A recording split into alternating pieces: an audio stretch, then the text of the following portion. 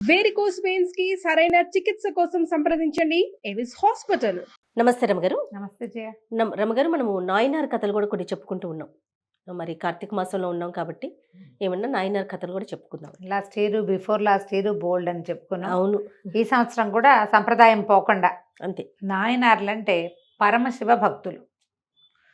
తమిళనాట సుప్రసిద్ధ భక్తులని నాయనార్లు అంటారు. తెలుగునాట అలాంటి ప్రత్యేకమైన పేర్లు లేదు, కనిపించదు. అవును. తెలుగులో కూడా మనకి భక్తాగ్రగణ్యులు చాలామంది ఉన్నప్పటికీ పరమశివ భక్తుల్ని ప్రత్యేకంగా నాయనార్లు అంటమే మనం తమిళనాట చూస్తాం. 62 మంది చాలా ప్రసిద్ధమైన ప్రగాఢమైన శివభక్తులు. ఇందులో ఒకళ్ళు ప్రాణాలకు తెగించిన వాళ్ళు, ప్రాణాన్ని అర్పించిన వాళ్ళు, రక్తాన్ని అర్పించిన వాళ్ళు భగవంతుడికి. ఎన్నెన్ని గాథలు, ఎంత కష్టాన్నైనా ఓడ్చుకుని శివభక్తిని విడవకుండా ఉండేవాళ్ళు. అతి తీవ్ర భక్తిపరులు. అవును. ఈ నాయనార్ గాథల్లో కొన్ని చిత్రమైనవి, విచిత్రమైన గాథలు కూడా ఉంటాయి. ఇందులో ఇయర్పగై నాయనార్ అని ఒక నాయనార్ గాథ. కావేరి పూం అనే పట్టణంలో ఉండేవాళ్ళ. కావేరీ నది పరివాహక ప్రాంతంలో ఉన్న పెద్ద పట్టణం. పరమ భక్తుడు, వైశ్య కులానికి చెందినవాడు. ఈయనకి చక్కగా సౌందర్యవతి అయిన భార్య ఉండేది. మహాభక్తితో ఉండేవాడు. తన దగ్గరకు వచ్చి ఏది అడిగినా తన దగ్గర ఉంటే లేదని అనేవాడు కాదు. రేపటికి నాకు కావాలి, మాపటికి నాకు కావాలి, వీళ్ళకి ఇచ్చేస్తే ఎల్లుండి మనకెట్లా, మన ఇంటో ఏదైనా అక్కరొస్తే ఎట్లా, అలాంటి ఆలోచన పొరపాటును కూడా ఉండేది కాదు. ఆయన చిన్న సుత్తి శానం దగ్గర నుంచి ఇనపెట్టెల వరకు, ఒక పెద్ద ఇనపెట్టె కావాలి, మా పిల్లకి ఇవ్వదలుచుకున్నాను పెళ్ళికి, ఇనపెట్టె కొనే శక్తి లేదు అంటే మా ఇంట్లో ఉంది, పట్టుకెళ్ళు. తమ ఇంట్లో ఉన్న ఇనపెట్టె ఖాళీ చేసి చేతిలో పెట్టేవాడు. దారైపోతుంటే ఎవరైనా అయ్యా ఒక వస్త్రం ఇప్పించంటే మీదున్న వస్త్రం తీసి ఇచ్చేవాడు. కట్టుకున్న పంచె విప్పించి అంగవస్త్రంతో ఇల్లు చేరిన రోజులు కూడా ఉన్నాయట. ఆయన తమ దగ్గర ఏది ఉన్నా సరే ఎక్కడి నుంచి తెచ్చి ఇవ్వడం కాదు, తమ దగ్గర ఉన్నది కాదనకుండా దానం చేసేవాడు. దాత అని పేరు పొందాడు బాగా. పరమేశ్వరుడికి ఇతను నచ్చాడు. వీడు దాతృత్వం ఎంతవరకు వెళ్తుందో, అంటే ఇంకా ఎంతకి తెగబడతాడు దానం చేయటం కోసం. మళ్ళీ ఈ దానంలో బొట్టు పెట్టుకుని శివభక్తులకి దానం చేయటం ఆయన నియమం. ఓహో. ఎవరైనా సరే విభూతి పుండ్రాలు ధరించిన వాడు కనపడితే వాడు ఏదైనా అడిగితే ఇచ్చేస్తాడు. సరే, ఏం చేసేట పరమేశ్వరుడు ఒక బ్రాహ్మణ వేషధారిగా ఇయర్వగై నాయనారు ఇంటికి వచ్చాడు. చక్కగా విభూతి పుండ్రాలు ధరించి ఒక మధ్య వయస్కుడైన బ్రాహ్మణ వేషధారిగా పరమేశ్వరుడు వచ్చాడు.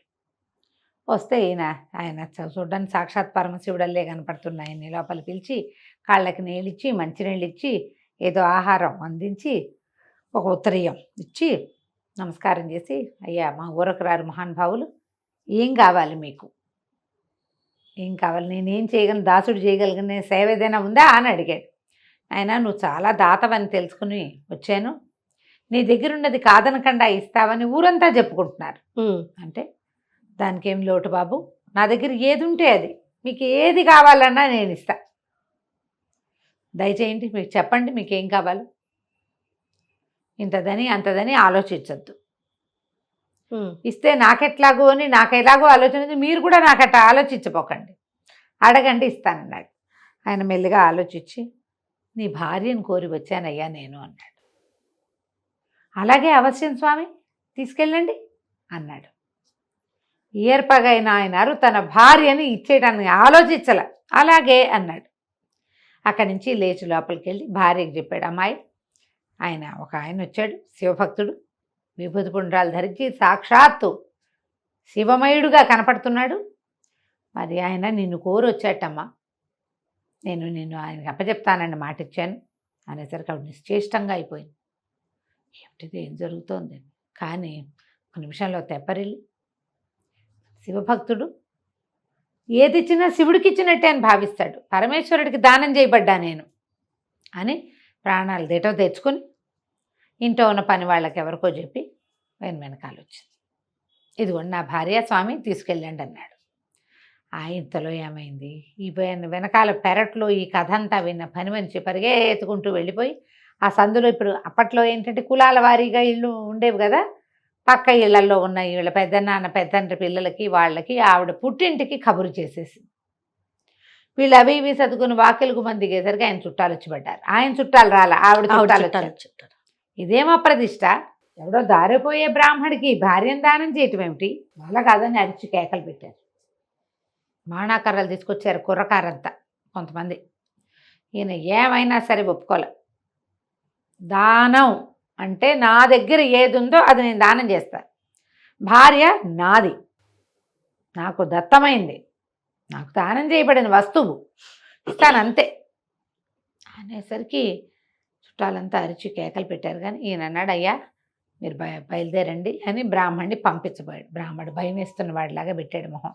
భయంగా ఉంది, ఒకవేళ నేను ఊరు దాటే లోపల వీళ్ళంతా నా మీద పడతారేమో నీ చుట్టాలు అనగానే ఆయన అన్నాడు, ఓ బాణాకర్ర తీసుకుని పదండి బాబు, నేను మిమ్మల్ని దింపొస్తాను, మీరు ఏ ఊరు వెళ్ళాలో ఆ ఊరు నేను మీ వెనకాలే వస్తానని బ్రాహ్మడు ఈ ఏర్పగైన ఆయన భార్య ఆ వెనకాల బాణాకర్ర పుచ్చుకుని వీరభద్ర అవతారంలాగా కనపడుతున్న ఈ ఏర్పగైన ఆయన కూడా బయలుదేరారు.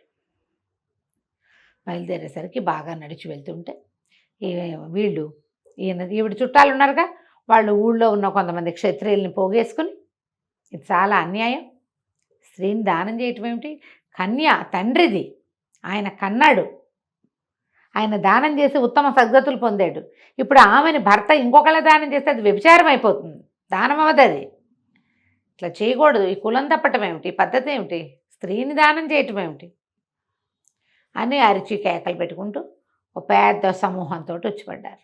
పడితే బ్రాహ్మడు బెదిరిపోయి వెనక్కి చూస్తుంటే ఆవిడందిట భార్య నాయనారు వాళ్ళందరినీ సమాధానపరుస్తాడు, తమరు పదండి అంది. ఆయన ఆవిడ నడుచుకుంటూ పోయారు. ఈ వెనక్కి తిరిగి చూసిన నాయనారా వచ్చిన మీద పడిన వాళ్ళందరినీ కొట్టేశాడు.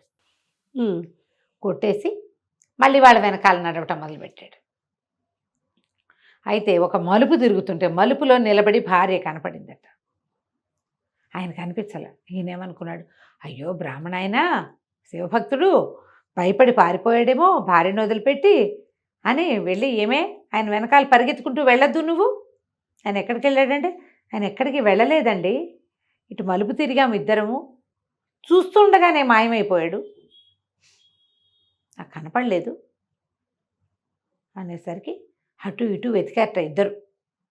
అన్ని పక్కల వెతికి పరమేశ్వర చేసిన దానం వృధా పోతోందే అని దుఃఖపడుతూ నుంచున్నట్టు ఆయన. భయపడి ఆయన పారిపోయాడు. ఈ దుర్మార్గుల వల్ల కదా శివభక్తుడు నిరాశతో వెళ్ళిపోయాడు. ఆయనకి ఎంత స్త్రీ అవసరం ఉందో పాపం. దుఃఖపడుతూ నుంచుంటే పెద్ద మెరుపు మెరిసింది. ఆ మెరుపులో పరమేశ్వరుడు కనబడ్డాడు పార్వతీ సమేతుడు. భార్యను కూడా దానం చేయగలిగేవాడే ఎవడైనా లోకంలో ఉన్నాడంటే అది కేవలం నాయనార్ వల్లే అవుతుంది అని చెప్పి వీళ్ళిద్దరికీ సద్యో మోక్షాన్ని ఇచ్చాడట. ఆయన దానం చేశాడు, ఈవిడ ఒప్పుకుందిగా. చూడండి, భర్తకు తగ్గ భార్య, పతివ్రత కాబట్టి ఆవిడ ఒప్పుకుంది. వాళ్ళిద్దరికీ వెంటనే సాయుజ్యముక్తిని ప్రసాదించాడు.